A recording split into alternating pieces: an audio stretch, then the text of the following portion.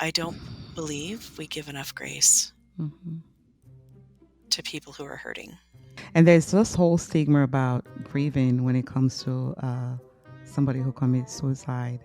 Hmm. We'll talk about overdose, miscarriage, and the Hmm. people are just hide those grief because they can't really talk about it in the open because of all the stigma around it. Hmm.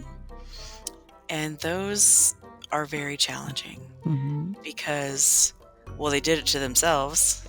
Yes. No kidding. Yes. But why? That person had to be in such an amount of pain Hmm. to choose and decide that I can no longer bear that pain. And it's an irreversible decision.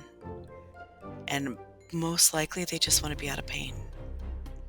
And so people, when they ask, how did your spouse die? How did your and I work a lot with first responders who there's a lot of suicide in first responders. The department's like, yeah, no, sweep it under the rug. No, we need to talk about it. If somebody would have stopped and sat on a bench and bought him a coffee, would that have happened? So a lot of folks, my husband died unexpectedly.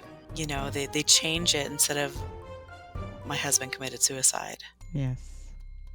And the same thing, like you said, with overdose. I actually have a cousin who lost her battle with addiction by overdosing. She died because she took too much medicine. It's challenging. It is. And people become addicts for a reason. Yes.